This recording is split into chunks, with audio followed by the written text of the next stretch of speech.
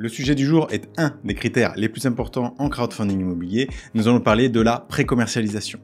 Après avoir introduit le sujet, je vais vous partager 5 conseils qu'il vous faudra appliquer pour étudier la pré-commercialisation d'un projet de crowdfunding immobilier. Bonjour et bienvenue sur la chaîne de l'investissement. Avant de commencer, je tiens à vous rappeler que pour me soutenir dans ma vulgarisation de l'investissement, vous pouvez aimer cette vidéo ou simplement vous abonner à la chaîne. Il y a quelques semaines, nous avons vu un des critères les plus importants d'un projet de crowdfunding immobilier, ce sont les garanties. Et aujourd'hui, nous allons voir peut-être le deuxième critère le plus important, la commercialisation ou la pré-commercialisation, puisque finalement, on est souvent en amont de la commercialisation et on est au tout début avec des offres d'achat, des compromis, mais aucun bien n'est encore vendu. Cela est d'autant plus vrai dans le contexte actuel que la commercialisation des projets peut être vraiment difficile. La situation au niveau de la hausse des taux impacte fortement la commercialisation des projets immobiliers. En effet, cette hausse des taux est doublement pénalisante. Premièrement, elle renchérit le coût du crédit, donc le pouvoir d'achat des ménages est en train de diminuer. De manière générale, les banques sont aussi plus restrictives et donc offrent moins de crédit en ce moment. C'est donc un des critères à surveiller de près et c'est probablement un des critères qui prend le plus d'importance aujourd'hui dans un projet de crowdfunding immobilier. Avant d'attaquer vraiment le cœur du sujet de la pré-commercialisation, nous allons rappeler les processus de vente d'un bien immobilier, que ce soit un bien dans l'ancien ou un bien dans le neuf. Pour l'achat d'un bien ancien, après l'avoir visité, après que vous ayez le sentiment que vous vouliez acheter ce bien, que ce soit pour vous-même ou pour du locatif, vous allez faire une offre d'achat. Attention, une offre d'achat, pour qu'elle soit sérieuse, doit déjà d'être écrite. Si elle n'est pas écrite, elle n'a aucune valeur. Il est déjà conseillé dans l'offre d'achat de mettre les différentes conditions suspensives que vous allez intégrer par la suite dans la promesse ou le compromis d'achat. Si on doit regarder du point de vue du crowdfunding immobilier, l'offre d'achat n'a quasiment aucune valeur, puisqu'il est possible pour l'acheteur de se désengager un peu plus tard dans le processus au moment de la promesse ou du compromis. Une fois qu'on est tombé d'accord avec le vendeur, on va avoir une offre d'achat contre-signé et on va prendre rendez-vous chez le notaire pour établir un compromis ou une promesse de vente.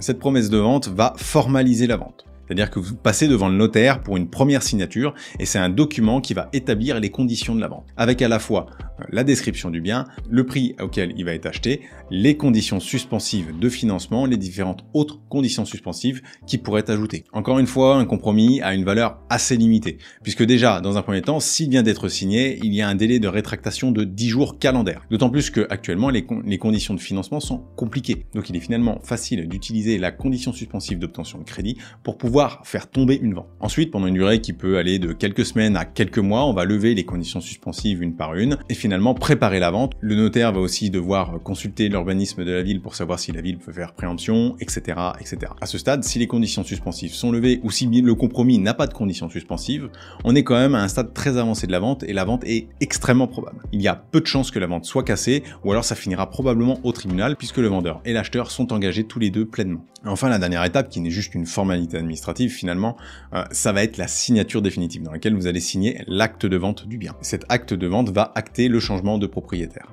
L'achat d'un bien neuf est un peu particulier, puisque le bien n'est pas encore là et qu'on va probablement acheter en VFA, donc en vente en état futur d'achèvement. Pour établir ce genre de vente, on va d'abord signer un contrat de réservation. Alors il peut y avoir des offres et des contre-offres réalisées auprès du promoteur, mais ce sont généralement des étapes plutôt informelles et la vraie première formalisation apparaît au niveau de ce contrat de réservation, qui sera l'équivalent du compromis dans une vente dans l'ancien. C'est effectivement dans ce contrat de réservation que vont être définies les conditions suspensives. Donc on va avoir souvent une condition suspensive de financement, mais également des conditions suspensives réglementaires, qui est que le bien livré au final correspond bien au descriptif qui nous en est fait dans ce contrat. Lorsque vous avez obtenu votre financement, on peut alors passer à l'acte de vente. Cet acte de vente est l'équivalent de la signature pour des biens anciens. C'est-à-dire que vous allez être propriétaire de ce futur bien. Dans le cadre d'une vente en DEFA, il va y avoir un calendrier qui va définir quand est-ce que vous allez faire des paiements au promoteur. Il y a 4 grandes étapes. On va avoir une première étape qui va être lorsque les fondations vont être réalisées. Vous allez alors payer jusqu'à 35% du montant total. Une fois que le bien est hors d'eau, hors d'air, c'est-à-dire que les murs sont montés, il y a une toiture,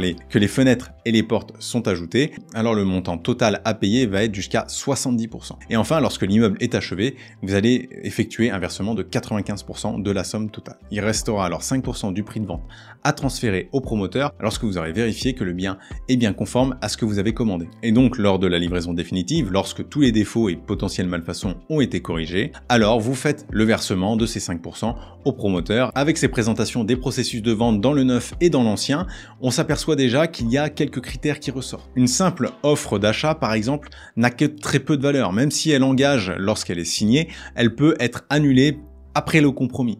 Et les conditions suspensives qui sont renseignées peuvent elles-mêmes permettre d'annuler la vente. De même, lorsqu'un compromis est signé ou un contrat de réservation est signé, tant que les conditions suspensives ne sont pas levées, eh bien on va avoir un risque que la vente n'aboutisse pas. Ça va être très important lorsque vous allez étudier cette pré-commercialisation, on en reparle un peu plus tard. Finalement, pourquoi cette pré-commercialisation est aussi importante? La manière dont je vois les choses à titre personnel, c'est que cette pré-commercialisation permet de vérifier l'adéquation entre le projet et le marché. En effet, si une pré-commercialisation n'a pas débuté ou est à 0%, on n'a aucune idée de si le projet va rencontrer sa clientèle dans la zone. Avec un simple chiffre de pré-commercialisation et une date de début de cette commercialisation, eh bien on peut se retrouver à déjà faire une première analyse du projet et de savoir si ce projet va être intéressant ou va intéresser un certain nombre de clients. C'est primordial puisque pour pouvoir se faire rembourser, il faut bien avoir des ventes, il faut bien que les projets se vendent. Si les projets ne se vendent pas en crowdfunding immobilier, il y a peu de chances que vous soyez remboursé. Maintenant qu'on a passé en revue tous ces éléments, on va passer sur les différents conseils pratiques que je peux vous proposer. Avant de vous délivrer mes 5 conseils, eh bien je vous invite, si vous aimez cette vidéo, à mettre un like et à vous abonner à Investissement Facile.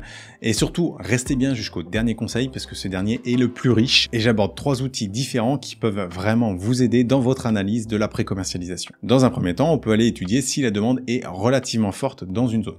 Par exemple, on peut utiliser le zonage Pinel. Il était défini dans certaines zones parce que c'était des zones tendues et que c'est là où on avait le plus besoin de logements. Donc si vous vous retrouvez dans une zone Pinel A ou B tout au plus, il y a de fortes chances que la demande soit importante. L'État a aussi une définition des zones tendues. Lorsque vous cherchez zone tendue sur Internet, vous retrouverez un ensemble de régions ou de parties de régions dans lesquelles la situation locative est extrêmement tendue. Ça vient très bien compléter l'information du Pinel, mais ce n'est pas suffisant. Moi, un autre indicateur que je peux utiliser, c'est la dynamique du marché. Et là, vous pourrez retrouver cet indicateur directement sur Meilleurs Agents par exemple, et Meilleurs Agents va vous permettre de savoir en tapant l'adresse du bien si dans cette ville-là ou dans cette région-là, la demande est supérieure à l'offre et quelle est la dynamique du marché. Un autre point extrêmement important et je souhaite revenir dessus, c'est vraiment de séparer la pré-commercialisation que je vais considérer comme fragile et la pré-commercialisation que je vais considérer comme quasi certaine. Pourquoi je fais cette différenciation? Parce que, par exemple, si on en est au stade de l'offre ou si on en est au stade de la signature du compromis mais qu'on n'a pas encore levé les conditions suspensives de financement notamment, on va se retrouver avec une probabilité assez forte que la vente soit annulée à cause de ces conditions ou à cause simplement du retrait de la vente par la personne.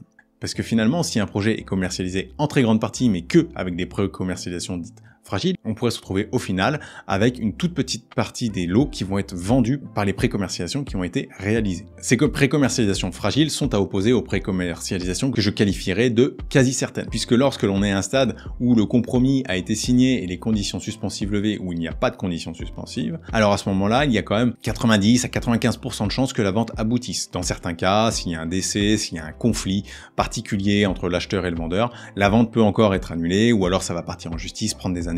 Donc ça peut être très complexe. Mais dans tout le reste des cas, je dirais plus de 95% du temps, il n'y aura pas de problème et la vente aboutira. C'est vraiment ce type de pré-commercialisation qu'il faut privilégier sur vos projets. Un autre tips, lorsque l'on regarde des projets relativement importants, il faut vérifier si la pré-commercialisation ne se concentre pas sur un certain type de bien. Puisque finalement, on pourrait se retrouver avec un projet d'un promoteur avec, je sais pas, 30, 40 biens, et que seulement une quinzaine de biens sont vendus et ce sont seulement les petites surfaces.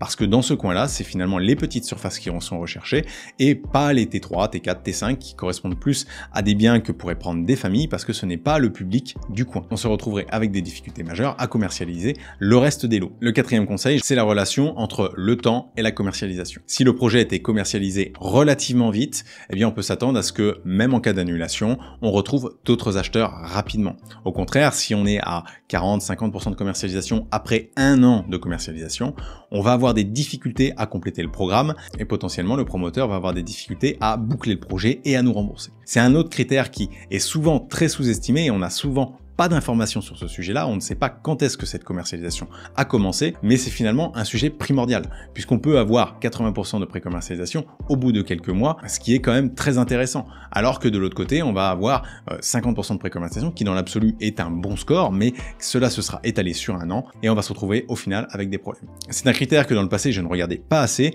et je me retrouve avec quelques projets sur lesquels il y a des commercialisations qui sont extrêmement lentes, et avec des projets sur lesquels j'aurai probablement des retards à la sortie, puisque l'opérateur va va devoir attendre les dernières ventes pour pouvoir nous rembourser. Dernier conseil, qu'est-ce qu'on fait s'il n'y a pas de pré-commercialisation ou si la pré-commercialisation surtout n'a pas débuté? À ce moment-là, il faut faire par vous-même une étude de marché. Je vais vous partager 3 outils extrêmement simples pour pouvoir faire votre petite étude de marché. Le premier outil à regarder, ça va être l'INSEE. Eh oui, l'INSEE, l'Institut de statistique français, eh bien, regroupe tout un ensemble de données et pour ça, il suffit de taper sur Google ou sur votre moteur de recherche favori, INSEE et le nom de la ville. J'ai pris l'exemple d'Annecy ici et donc on va pouvoir aller récupérer le dossier de la ville d'Annecy. Et ici, on va retrouver un ensemble d'informations extrêmement primordiales. On va voir par exemple l'évolution de la population sur les dernières années. Par exemple, on voit que la population a augmenté de pas loin de 15% entre 2008 et 2019, ce qui est important, voire très important par rapport à la moyenne française. Et au final, il y a tout un ensemble d'informations ici, donc les logements disponibles, les diplômes, la population active, etc., etc. Donc vous allez pouvoir retrouver les pourcentages de chômage, quel est le salaire moyen à Annecy, etc. Ça va être des statistiques qui vont permettre de cibler quel type de population va aller vivre à Annecy, donc savoir quel type de bien est associé. L'INSEE va pas vous mâcher le travail et ne va pas vous dire ça va être ce type de bien qui va se vendre. Mais vous allez retrouver toutes les données nécessaires pour commencer une étude de marché et essayer de comprendre le marché de la ville. Le deuxième outil que je vais utiliser, ça va être Meilleur Agent. Ça peut être aussi d'autres outils qui vont définir les prix, etc. Premièrement, sur Meilleurs Agents, on va déjà pouvoir définir un certain nombre de critères au travers de cette carte. Parce que tout bêtement, les zones les plus chères, ce sont souvent les zones les plus attractives et les plus dynamiques. Alors oui, il y a d'autres choses à vérifier pour ça. On voit tout de suite en Haute-Savoie que finalement, autour d'Annecy, on va avoir un pôle d'attraction. Autour de Saint-Julien-en-Genevois, donc sur le Genevois français, on va avoir un deuxième point d'attraction. Et sur les stations de ski les plus prisées, on va avoir un troisième point d'attraction. On peut aller un peu plus loin avec Meilleurs Agents en allant cibler une ville.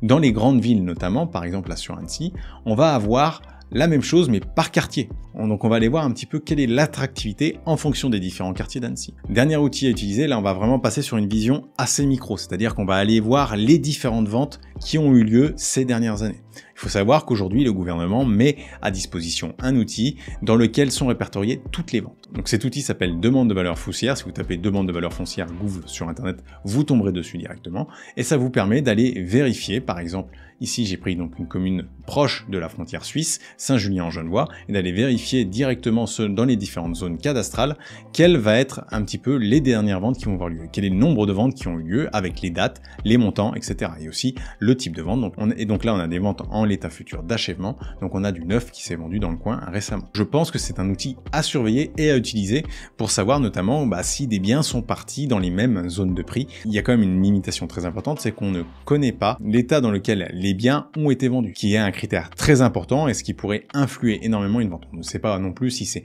un bien de rez-de-chaussée ou un bien de dernier étage, parce que le bien de dernier étage va avoir tendance à être plus cher, notamment s'il y a la présence d'un ascenseur. Vous l'aurez compris, la pré-commercialisation est un élément très important. Et il est possible d'aller plus loin que ce que nous donnent les plateformes. Donc, il ne faut pas se priver d'aller plus loin que ce que nous offre la plateforme en utilisant les différents outils que j'ai pu citer. Si vous avez aimé cette vidéo, n'hésitez pas à mettre un like et surtout à vous abonner à la chaîne d'Investissement Facile pour être mis au courant des prochaines vidéos. Je vous souhaite à tous une excellente journée et je vous dis à la semaine prochaine pour une nouvelle vidéo.